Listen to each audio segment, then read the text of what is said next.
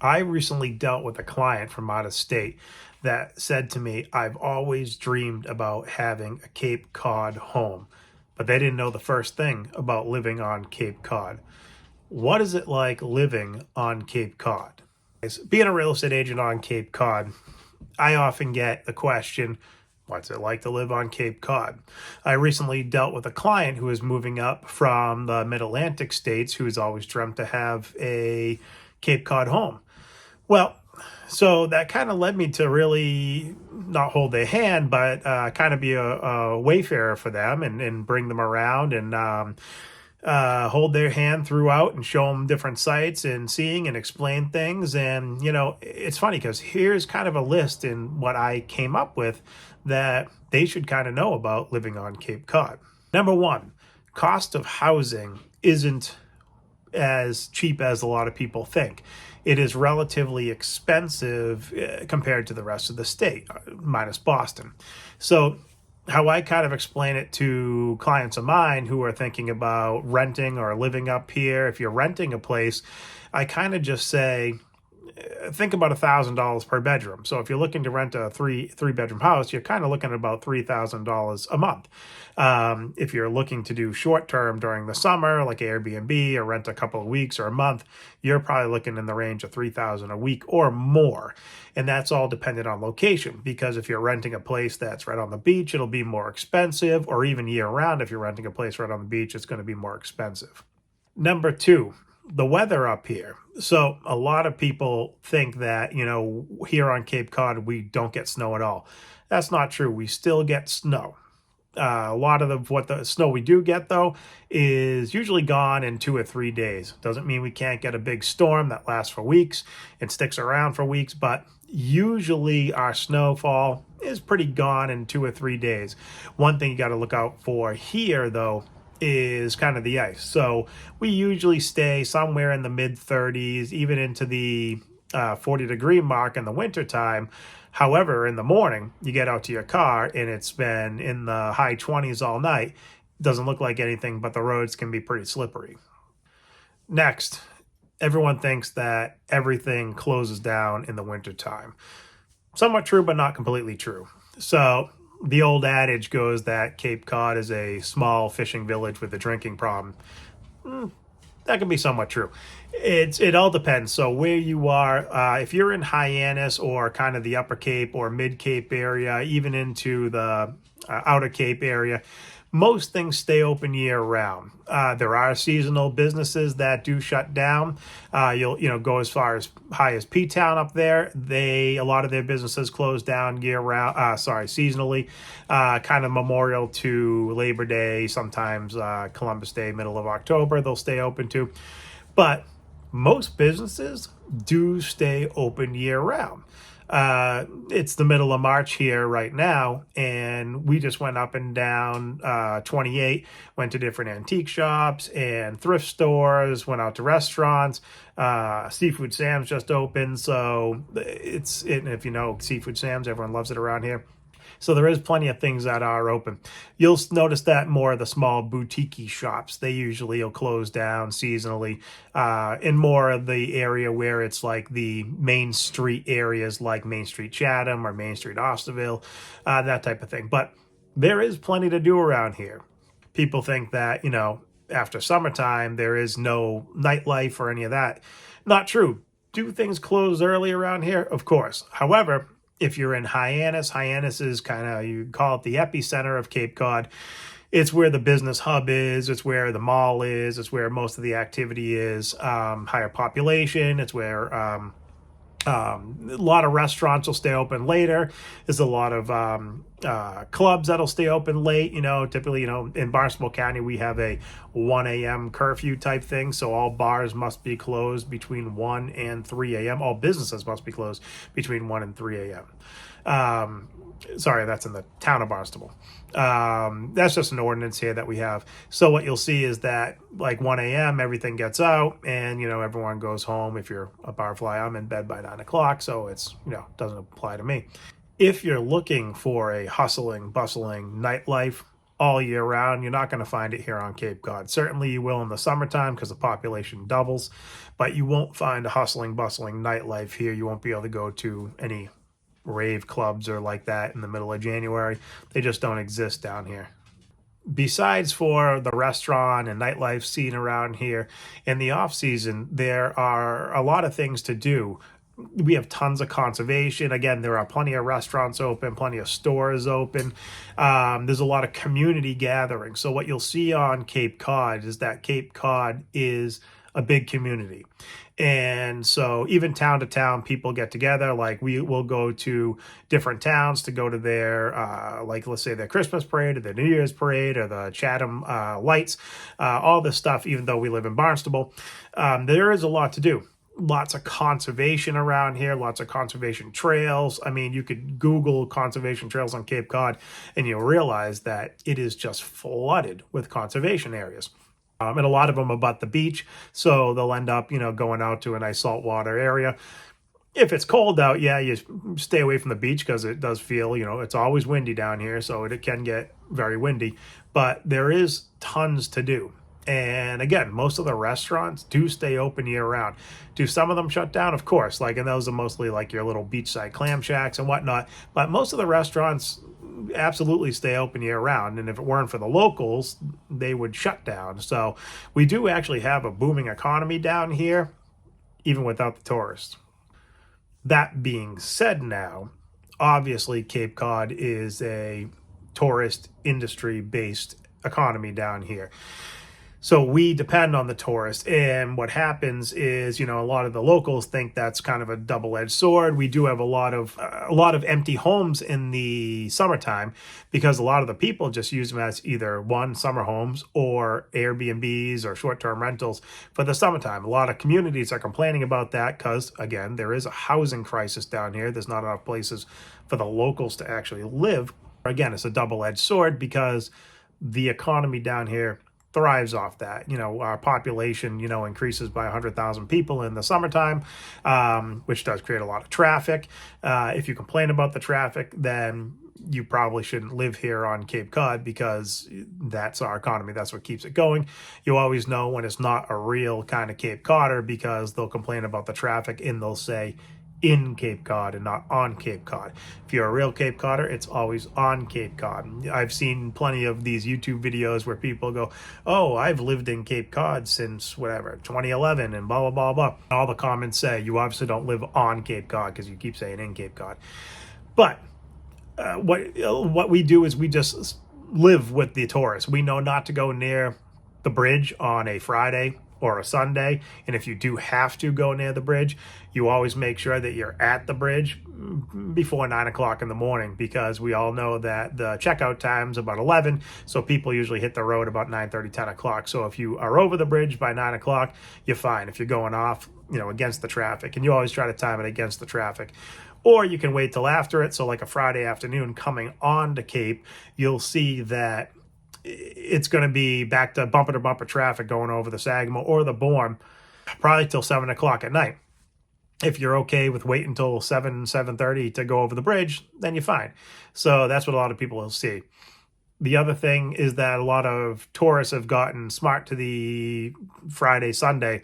So we're seeing an increase of Thursday traffic because people are kind of taking their Friday off, leaving work Thursday, and then coming right down. So another thing to be aware of when you are living down here. And again, if you live down here, you can't complain about it because it keeps our economy going.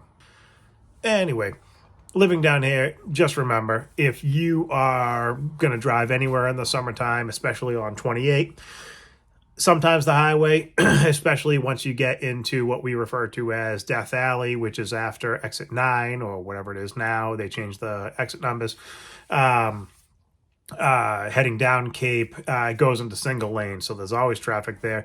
Know that there is going to be traffic if you're on 28, and especially like I live in Barnstable. If I want to go to Falmouth, I'd rather just drive to Boston because I know going down 28 from Centerville in Barnstable to, let's say, like Woods Hole in Falmouth, I mean, it's only like 8 miles as the crow flies, but it's going to take me an hour and 10 minutes, an hour and 15 minutes to get there just because of the summertime traffic.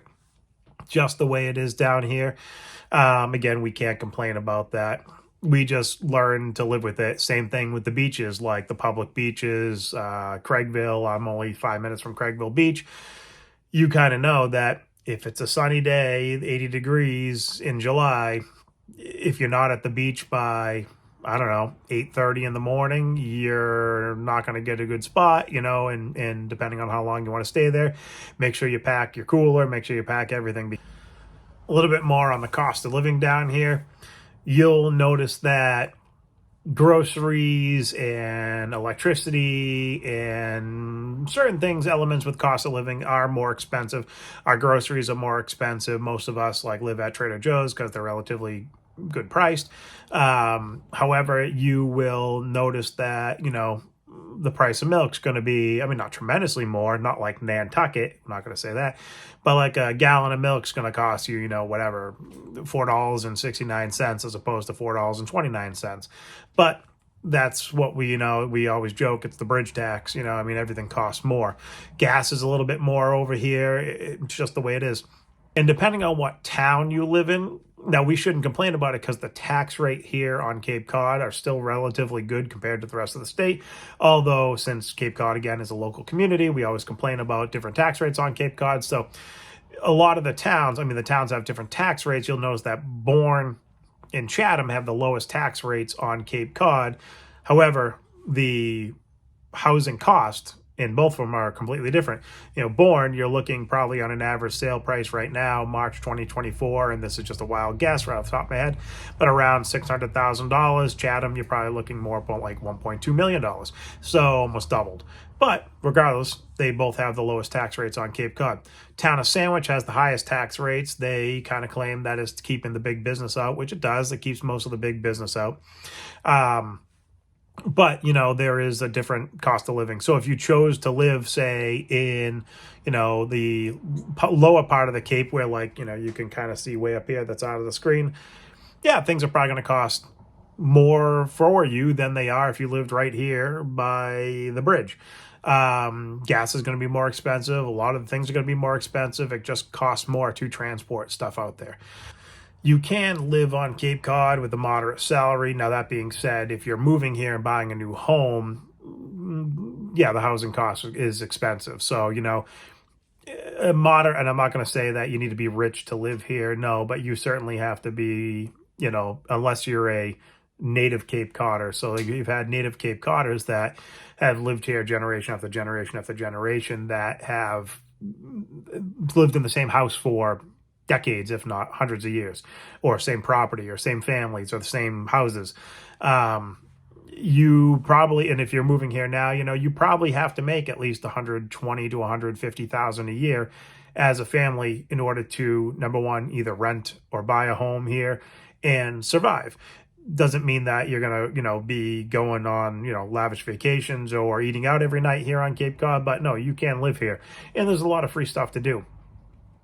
That being said, a native Cape Codder, I'm a wash ashore, so I wasn't technically born here on Cape Cod.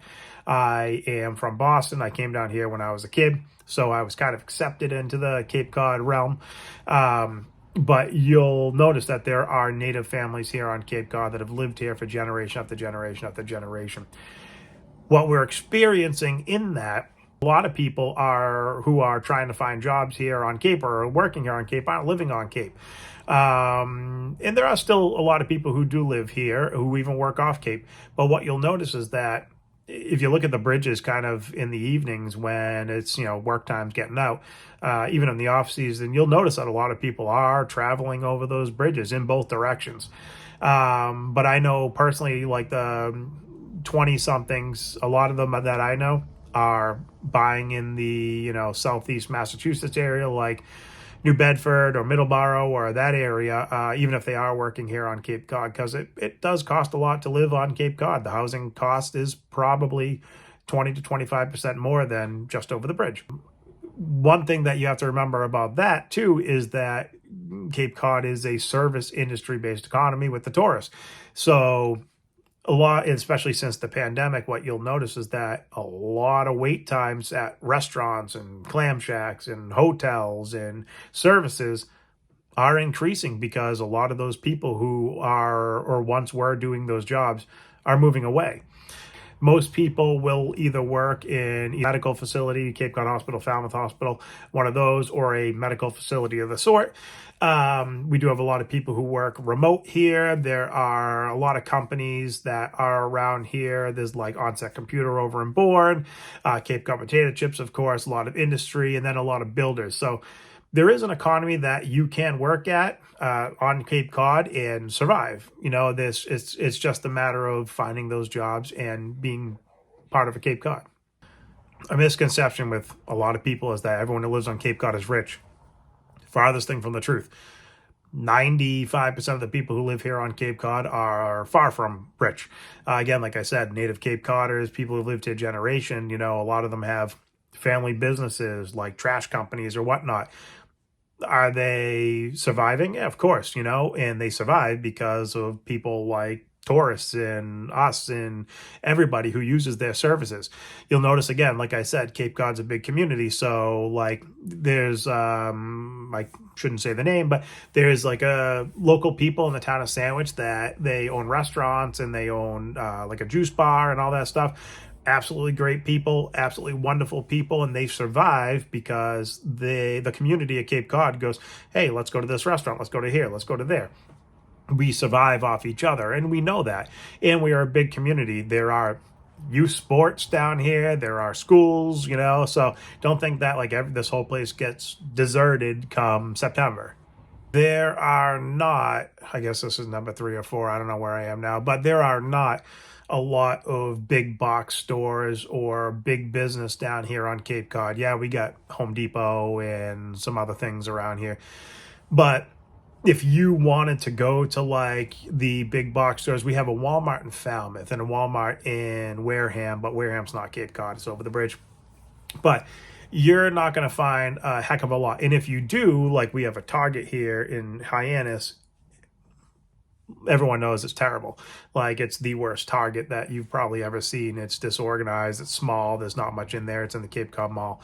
Not against Target. I'm just saying that this Hyannis Target could use some work. Don't sue me, Target. Just saying. But you'll notice that not a lot of that on Cape Cod. Yeah, you can go to Home Depot, that type of thing. We have a Michael's, we have a Hobby Lobby, we have, shoe stores, just like everywhere else. But you're not going to find like the real big box stores like that are going to be here on Cape Cod. And most everything is a little bit smaller. So yeah, we have a Target, but it's like a half the size of a normal Target. The Walmart in Falmouth is pretty good, but again, it's like half the size of like a super Walmart. So be prepared that if you need big box stores, you need something big, you're going to be going off Cape. It's just the way, again, it is that, there are furniture stores down here, but you're not going to find an IKEA. You can go to Cardi's, but again, you're going to be spending Cardi prices if you want, or you could go to like a boutique furniture store, which then again is supporting a local or supporting someone who's a local business owner. However, some of us who live down here, we can't afford that. Usually the summer residents will buy that, $9,000 dinner chair. Not us, or not me at least. The good thing about not having big box stores down here is the fact that it pushes us to buy a lot of the local products. So you'll notice that there's a lot of artisan crafters and whatnot that people make local crafts and local things. They're wonderful gifts. They're wonderful things that you can buy for people. There's a lot of businesses that have been in business for decades, if not hundreds of years here on Cape Cod. Like Barnstable Table. That's what I was trying to think of. Barnstable Table's been around for like hundreds of years, and they make wonderful dining room tables and different types of furniture for your home. There's other craft stores around here that, that are local that, yes, we have a Michael's, but there are other craft stores around here that, you can go buy handmade crafts and other things like that. What we try to do again as a community down here is we support each other. We support the locals. Down here on Cape, one of the things you'll notice town by town is that we don't have trash pickup. The only towns I think that do are Bourne, because they're a split town, so they're half over the bridge, half on this side of the bridge, and maybe Falmouth, but I know Bourne does. And again, so what we go to here is our local dump. So you can pay for trash pickup. There are trash services around here that if you don't want to go to the dump, they'll bring a couple cans to your house and they'll do that. However, most of us will get a dump sticker depending on what town you're in. It costs, depending on $250 to $350. And then you bring your own trash to the landfill. I was watching some of these YouTube videos and I saw one that said there's a lack of diversity on Cape Cod. Is it an urban city? No, it is not. But on Cape Cod, you'll notice that there are certain communities that do. So like I live in Barnstable, and that's probably one of the most diverse communities on Cape Cod. You'll notice that the Brazilian community on Cape Cod has an amazing presence. They have family and they're growing here on Cape Cod. They have an amazing community. We love going to the Gall supermarket here on Cape Cod. Brazilian Grill, an amazing restaurant. You'll eat so much meat, you'll get the meat sweats. It's terrible, but it's so delicious. So, yeah, is it an urban city? No. But is there an absolute diverse community down here? Of course, there is. And even if it's not ethnic diversity, it is social economic diversity, because you'll find those $30 million mansions in Osterville, and you'll find, and don't mean this any other way, the poorest of poor that, used to live here on Cape Cod. I mean, as far as my family is considered here on Cape Cod, like we're probably lower middle class. We own a home, we eat every night, we have plenty of money. But we go on vacation every few years because we can't afford it. Sometimes we decide, if my kids are going to do sports or something else or what we're going to do, because that's just how you survive here on Cape Cod. There are people who do live in like the McMansions that are along the water that obviously they are rich. Okay, not all of us wear vineyard vines and lily pulitzer every day. There are some of us here on Cape Cod that do. They are referred to as Chad Tuckets. But no, most people who live here dress normally. Next, be nice. That's one of the biggest things I have to say. Be nice, especially if you're coming here from whatever area of the country. Be nice. Be nice to the locals. Be nice to the people you meet. One culture shock to my family, I remember when coming down here, was the fact that people say hello to you when you walk down the street or are walking down the canal or walking down somewhere or on a conservation trail. People say, "Hi, how are you?" And you go, "Hi, how are you?" Be nice. Be nice to all the people who service your home, because you will see that a lot of the people who you run into in everyday life are going to be, who are locals here, are going to be those people who are your plumbers, your electricians, your firefighters, your police, your all these people, your nurse in the hospitals. They are going to be the people who you see every single day. So no matter where you come from, be nice. Be nice to the people here on Cape Cod. Be nice to the people who live here. Be nice to the people who are serving you in the restaurant. Understand that they're short-staffed. Understand that they have 35 people waiting in line for your coffee or bagel or donut or whatever you're getting, or your shucked oysters. Understand that these people do this for a living. They are trying to make ends meet living here on Cape Cod, where it is a little bit expensive. So again, be nice. As a real estate agent, I often get I want to be no more than 10 minutes from the beach. Well, here on Cape, pretty much everywhere is 10 minutes from the beach. I mean, if you live like dead center, like the farthest away from the beach, you're still 10 minutes from the beach. So no matter where you are on Cape, you are 10 minutes from the beach. Where you live does depend on what you have around you. So if you are out here in this kind of area in between, like, say, like Dennis and Ptown, it's a lot of sand dunes. There's not a ton that's out there. There's tons of conservations, Cape Cod National Seashore, lots of to do in that respect. However, if you want more of a little bit of a hustle and bustle and more to do, more action, you can come to Hyannis, which is right here, which is kind of where I live. I'm in Centerville, which is like right here. But you can live, or you can be around that area in Hyannis and Centerville and whatnot, where there's much more to do. You got a whole another land down here. We only go there like, if it's dead of night, because to drive from there to there takes as long as driving from there to there because of 28. Falmouth is an awesome area, though. Tons to do in Falmouth, lots of stores, great little Main Street, Woods Hole, lots of great restaurants. And wherever you end up in a town, there is going to be something to do. So if a lot of people who are commuters, they end up like being by the bridge there. There's a lot to do in the town of Sandwich, even though they keep most of the big business out. No matter where you are on Cape Cod, you'll have something to do. And it all depends what you like. So if you like the peace, quiet, tranquility, and you like this kind of area where it's not much and you have to drive, 30 minutes to get to Hyannis, then do it. If I like to be able to have, Home Depot 8 minutes down the road from me, so that's why I'm in Centerville. Again, so it all depends where you want to be. So when looking for a place or living on Cape Cod, make sure that you're just in a spot that is going to suit you. I mean, when I get old and gray, I'd like to be out here, like in Chatham, if I can ever afford it. But that's a nice little quaint spot. So again, the choice is yours. One thing about livability on Cape Cod is that there's not much more room.